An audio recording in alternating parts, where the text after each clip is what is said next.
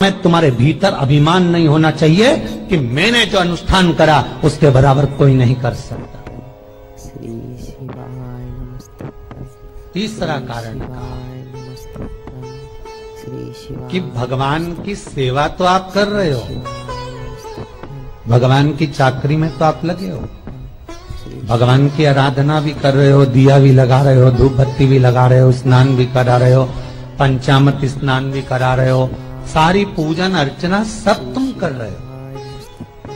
पर हो सकता है इस पूजन अर्चना में आप केवल 3 घंटा पूजन करते हो और बाकी के समय किसी न किसी की जीवात्मा को दुख पहुंचा रहे हो। एक कथा में एक बात कही थी कि भले मंदिर में दिया मत लगाओ, भले मंदिर में जाकर धूप बत्ती मत जलाओ, भले मंदिर में जाकर भोग मत लगाओ, भले मंदिर में जाकर जल मत चढ़ाओ, कुछ मत करो, भले भगवान को नए कपड़े मत पहनाओ, भले तुम्हारी मर्जी पड़े भगवान को भोग मत लगाओ, पर शास्त्र कहता है कुछ मत करो, पर एक काम जरूर करना कि किसी के चेहरे पर प्रसन्नता ला देना तो मंदिर में दिया जलाने के बराबर होगा। किसी के चेहरे पर चमक ला देना, प्रसन्नता ला देना तो अगरबत्ती लगाने के बराबर होगा। किसी गरीबड़े के, किसी दुखी के चेहरे पर अगर तुमने प्रसन्नता ला दी तो वो भगवान को कपड़े पहनाने के बराबर होगा। मालूम पड़े तुम मंदिर में पूरी सब्जी बांटो, मंदिर में भोजन कराओ, मंदिर में सारा पकवान चढ़ाओ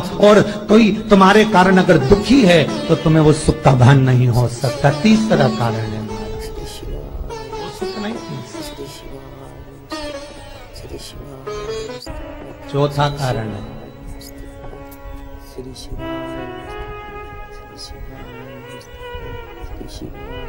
महाराज, जिस मंत्र को पढ़ा जा रहा है, जिस मंत्र का स्मरण किया जा रहा है,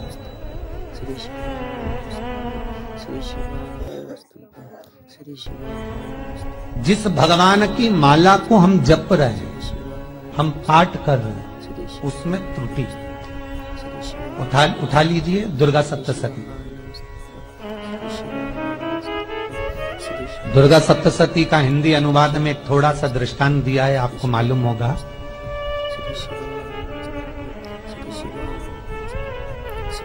एक जजमान सप्तशती का पाठ कराते थे नवरात्रे में। नवरात्रे पूरे होते थे और उनकी पत्नी मर जाती थी। सप्तशती के अंदर लिखा है, बहुत ध्यान से सुनिए। दुर्गा सप्तशती का पाठ कराते थे और पत्नी नवरात्रे के बाद 4 महीना 3 महीने के बाद मर जाती थी। बहुत दुखी था सेठ। एक शादी करी, दूसरी करी, तीसरी करी, चौथी करी, चौथी पत्नी भी मर गई। बहुत दुख हुआ। आज वो गुरुजी के पास चले गया, गुरुदेव, गुरुजी, गुरुदेव, गुरुदेव। गुरुजी बोले क्या हो गया? सेठ जी बहुत दिनों के बाद आ रहे हो, क्या बात है गुरुदेव?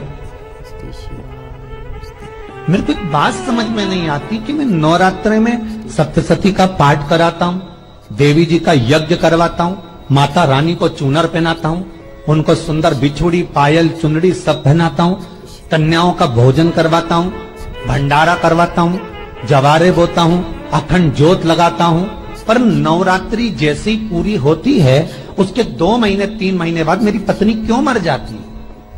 4 पत्नियां मेरी मर चुकी हैं, 5वीं मैंने शादी करी है। गुरुदेव आप कृपा करिएगा, कुछ तो बता दीजिए, कुछ करुणा कर दीजिए।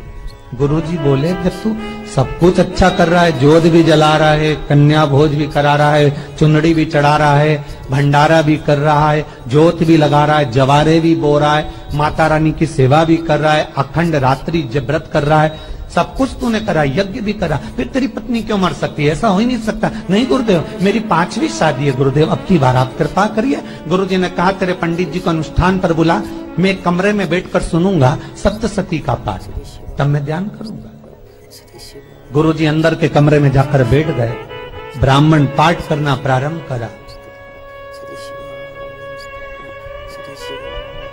और ब्राह्मण ने पाठ करना प्रारंभ करा। उसमें एक शब्द आ गया, भारयंतु वक्षंतु, बाहर या तो बच्चों